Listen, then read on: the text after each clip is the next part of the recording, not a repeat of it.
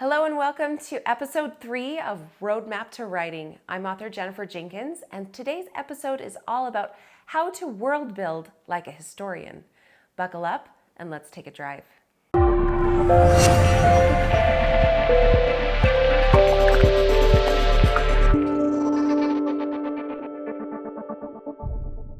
I'm a historian.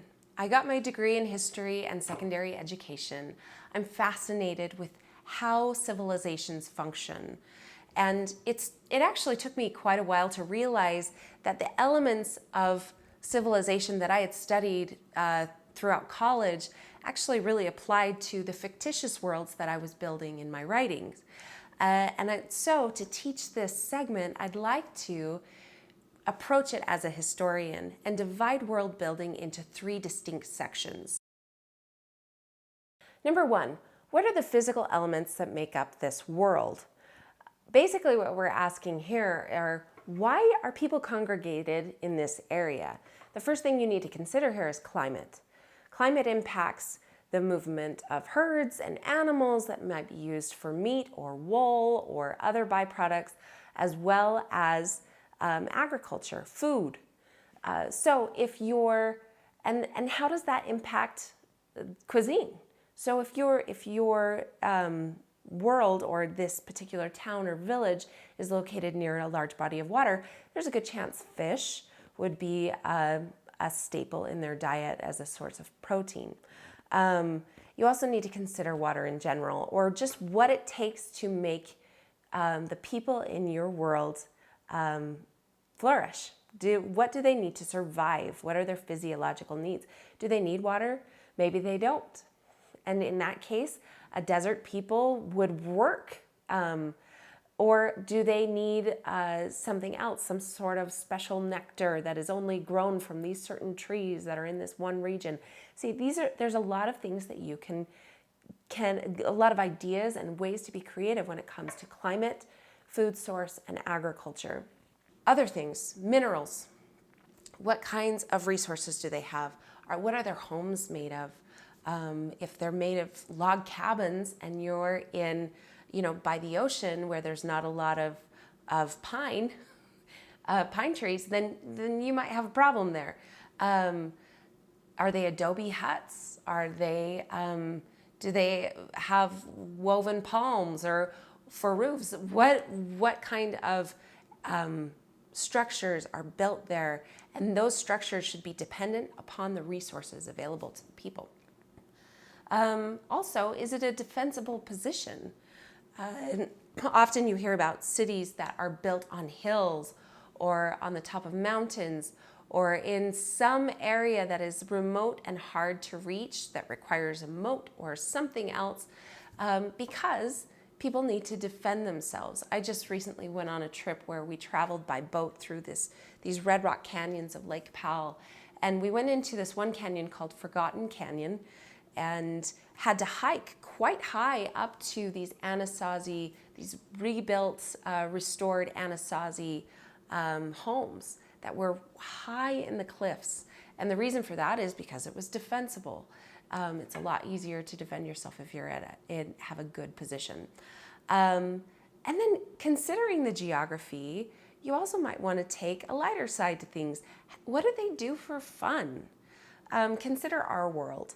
Here, if you live by the ocean, there's a good chance that you've built a sandcastle or you surfed or done something related to the beach or the ocean. If you live in the mountains where it snows, maybe you ski, or people around in that area use that as a source of entertainment. Consider the resources of your world and what they would consider fun. Maybe it's sand surfing or something else dealing with wind, if they live in a wind tunnel or something like that. Also consider how their resources reflect in their apparel, how they dress. Do they wear a lot of skins and leather and things like that are animal byproducts? Or are the clothes that they wear woven? And that would be, again, an agricultural source. What is valuable is probably the last thing that I would mention with geography. the people consider valuable is really determined by the old philosophy of supply and demand. You know, a diamond might be not as valuable as a bolt of cloth in your world if diamonds are in abundance, or vice versa. If diamonds are rare like they are here, then they're obviously going to be of more value. So consider that too. What is valuable? I like to think of the seashell.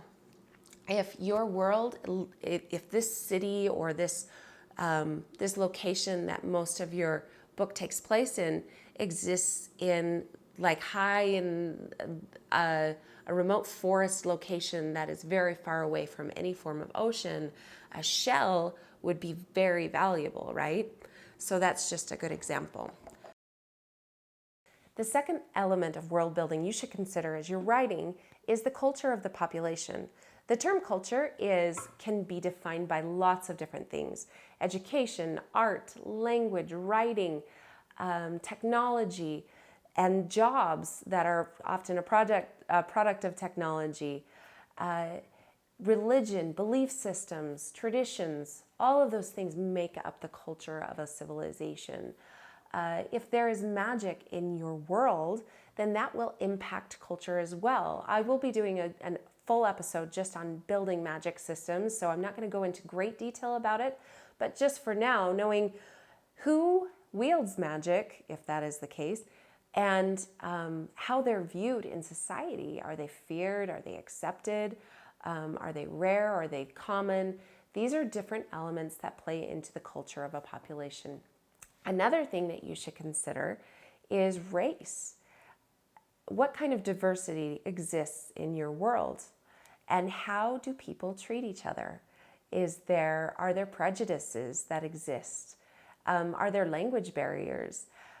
If there are different cultures, you need to consider the fact that you should know the art, education, writing system, language, currency, all of those elements that make up a culture for each different race. So you have some work to do in this section. It's probably the most important element of world building.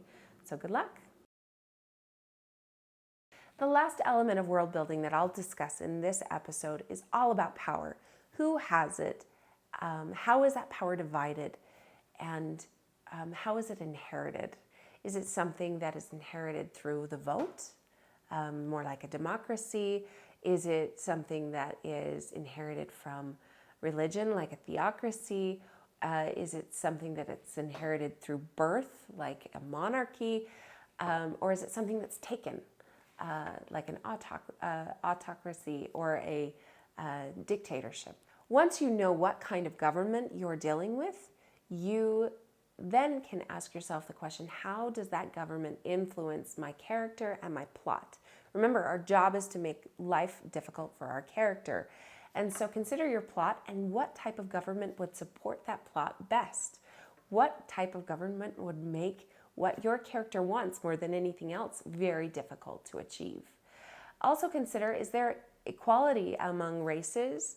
And consider the class systems. Again, I want to go back to that because it's so important. Are people treated differently or offered certain exclusions to laws and rules based on who they are, who their parents are, how much money they have? Can they purchase their way out of trouble? You need to know also how many people live in your world, or your town or your village or your whatever it is that you're writing in, because that impacts several things. If, for example, a town of 1,000 will operate differently than a village of 100, and a village of 100 will operate very differently than a city of 10,000.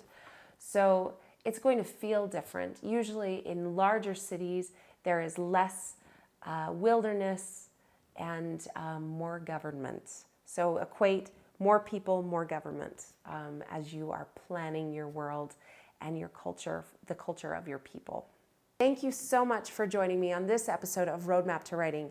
I'm author Jennifer Jenkins. If you enjoyed this episode, please like it. Also, subscribe to my channel so you don't miss future episodes on how to write a book. Now, go build that world.